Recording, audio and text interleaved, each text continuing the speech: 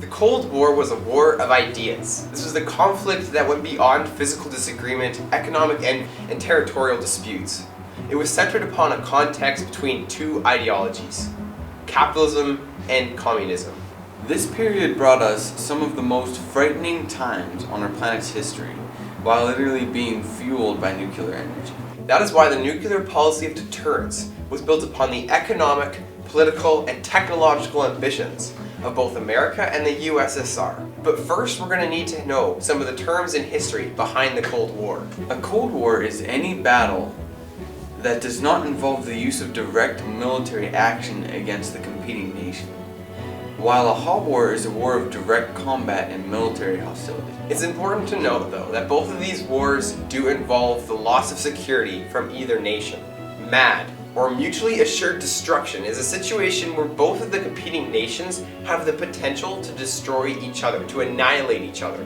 This should theoretically force them not to use their weapons. W.M.D, weapon of mass destruction. A chemical, biological, or radioactive weapon capable of causing widespread death and destruction. Deterrence. Deterrence is a strategy intended to dissuade a competing nation from taking an action not yet started, usually through military force. The Cold War led to many new acronyms and weapons of mass destruction. Here are a few of them. ALBMs are air-launched ballistic missiles, so it would come off of an airplane. SLBMs are submarine-launched ballistic missiles. SRBMs are short-range ballistic missiles, land-based. MRBMs are medium-range ballistic missiles, again land-based. And IRBMs are intermediate-range ballistic missiles. ICBMs are intercontinental ballistic missiles. And ABMs are anti-ballistic missiles, so missiles that would be used to destroy other ballistic missiles. The Cold War origins were after the Second World War. On February 1945, the Yalta Conference, Winston Churchill, F.D. Roosevelt, and Joseph Stalin, the Big Three, met to divide Germany, and they agreed that they would redraw the map of Europe there. April 1945, F.D. Roosevelt of America dies of a stroke, and is succeeded by the more vocally anti-communist Harry Truman. May 1945, Germany unconditionally surrenders and World War II ends in Europe. Germany is divided according to the Yalta Conference, and that includes Berlin. May 9th marks the Russia memorial of over 27 million citizens who died in the war, where Soviet Russia claims its liberated countries as satellite states, starting both the USSR expansionism and its buffer zone. July 1945, the Potsdam Conference.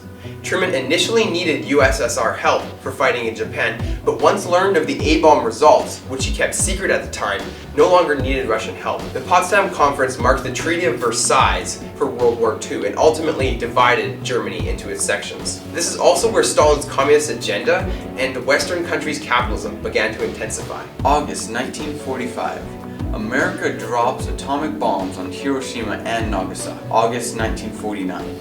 USSR tests their own nuclear bomb. America's nuclear weapon monopoly ends, and deterrence becomes real. This is where the nuclear arms race really begins.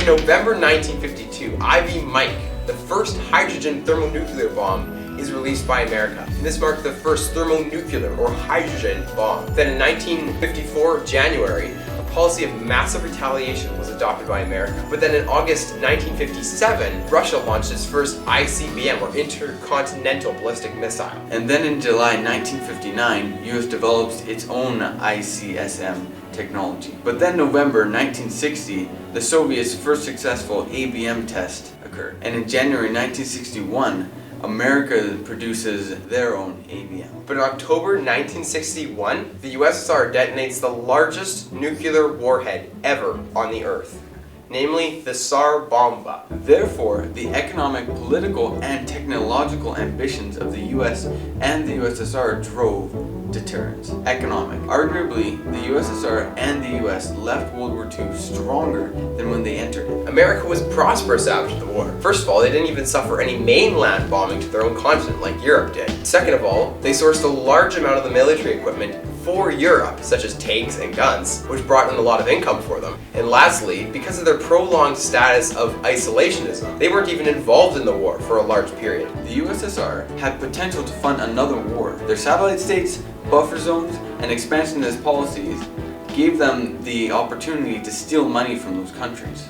Political. The ideological contention and conflict became much more noticeable once USSR and America's common enemy of Germany was destroyed. In America, the democratic capitalists hated communism, while in USSR, they wanted an international worldwide communist state. This is illustrated through images of containment and expansionism. Technological. So America already had a head start to nuclear technology as shown through Hiroshima and Nagasaki, but their Manhattan projects were started nearly 4 years before in 1941, and they had their first nuclear test in July 1945, known as Trinity. The USSR was technologically intimidated by the American weaponry power, and this resulted them to go to espionage to take their first atom bomb. The infamous creators from Hitler's scientists created the V1 and V2 that led to the first ICBM. France also mirrored the US and USSR's technological, political, and economic ambitions after the World War. Economically speaking, they were in a position that they needed a deterrent to stop another country from ever slashing their conditions, such as what was done in the war. Politically, France had been laid flat after World War II